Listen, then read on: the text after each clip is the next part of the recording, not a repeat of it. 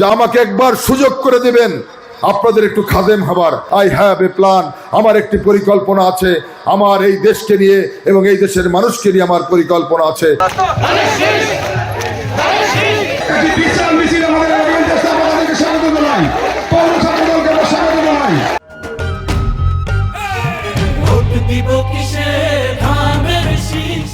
জীবন জীবিকার তাগিদে বাংলাদেশের যে প্রান্তে যতটুকু সমস্যায় পড়েছে আমার কানের কাছে এসেছে, আর আমি তাকে সাহায্য করি নাই এমন কোন নজির নাই। আমি যে তাদেরকে পাশে দাঁড়াই নাই এমন কোন নজির নাই।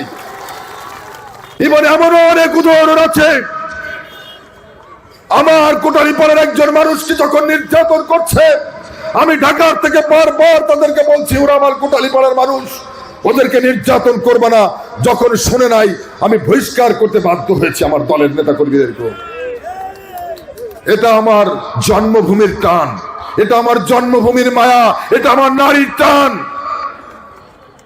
এই মাটিতে আমার জন্ম হয়েছে, সেজন্য আপনাদের কাছে আহ্বান জানাতে চাই যে আমাকে একবার সুযোগ করে দিবেন আপনাদের একটু খাদেম হবার, আপনাদের একটু সেবক হবার।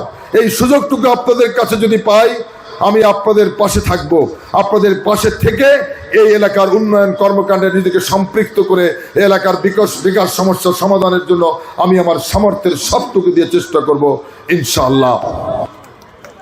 তারেক রহমান বাংলাদেশের বর্তমান সব থেকে জনপ্রিয় রাজনৈতিক ব্যক্তিত্ব। তারেক রহমান 17 বছর বাংলাদেশে ছিলেন না, 17 বছর পর উনি বাংলাদেশে এসেছেন। ওনাকে বাংলাদেশের লক্ষ কোটি মানুষ সেদিন এয়ারপোর্ট থেকে 300 ফিট পর্যন্ত তার বাসা পর্যন্ত দুপাশে দাঁড়িয়ে থেকে তাকে সম্বর্ধনা জানিয়েছিল। সবাই আপনারা জানেন তারেক রহমান বাংলাদেশে এসে এই মাটিতে দাঁড়িয়ে তিনি বলেছেন তার উপর যে নির্যাতন হয়েছে, যে অত্যাচার হয়েছে তার পরিবারের উপর, তার মায়ের উপর, তার ভাইয়ের উপর, কোনো কিছুই মনে রাখেন নাই। সে শুধু বলেছেন হে মহান রব্বুল আলামিন, হে সাহায্যকারী, আপনি যদি আমাদেরকে সহযোগিতা করেন আমরা কঠোর পরিশ্রমের মধ্য দিয়ে এই বাংলাদেশটাকে সামনের দিকে এগিয়ে নিয়ে যাব। তারেক রহমান বলেছে আই হ্যাভ এ প্ল্যান, আমার একটি পরিকল্পনা আছে, আমার এই দেশকে নিয়ে এবং এই দেশের মানুষকে নিয়ে আমার পরিকল্পনা আছে। ইতিমধ্যে তারেক রহমান তার পরিকল্পনার কথা বলেছে। বাংলাদেশের মানুষের সামনে প্রথম প্রত্যেকটি পরিবারকে একটি করে ফ্যামিলি কার্ডের আওতায় উনি আনবেন, যে ফ্যামিলি কার্ডের মধ্য দিয়ে প্রত্যেকটি পরিবার প্রতি মাসে 2,500 টাকার নিত্যপণ্য সরকারিভাবে দেওয়া হবে ঘোষণা করেছেন তারেক রহমান। এই সেই নমুনা কার্ড তারেক রহমান এই ঘোষণাটি দিয়েছেন, এবং তারেক রহমান ঘোষণা দিয়েছেন এই কার্ডটি হবে প্রত্যেকটি পরিবারের নারী সদস্যের নামে। কারণ আমাদের সমাজে, আমাদের পরিবারে নারীরা একটু অবহেলিত থাকেন। সুতরাং যদি নারীদের নামে এই কার্ডটি করা হয় পরিবারের, সমাজে নারীদের সম্মানটা বৃদ্ধি পাবে।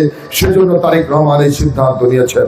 তারেক রহমান সিদ্ধান্ত নিয়েছেন বাংলাদেশের মানুষের জন্য আগামী দিনে রাষ্ট্রীয় ক্ষমতায় আসলে প্রত্যেক কৃষককে, এই কৃষি প্রধান দেশে প্রত্যেক কৃষককে একটি করে কৃষক কার্ড দেওয়া হবে, যে কার্ডের মাধ্যমে প্রত্যেকটি কৃষক সহজ শর্তে লোন তুলতে পারবে, কৃষি ঋণ করতে পারবে, প্রত্যেক কৃষক তার কৃষি উপকরণ সহজলভ্যে কিনতে পারবে, প্রত্যেক কৃষক তার উৎপাদিত কৃষি পণ্য ন্যায্য মূল্যে বিক্রয় করতে পারবে। এটাই তারেক রহমানের প্ল্যান। তারেক রহমান প্ল্যান করছে, স্বাস্থ্য খাত নিয়ে প্ল্যান করছে, তারেক রহমান ক্রীড়া নিয়ে প্ল্যান করছেন। প্রত্যেকটি সেক্টরে তারেক রহমান পরিকল্পনা করে এগিয়ে যাচ্ছেন। প্রিয় বন্ধুরা।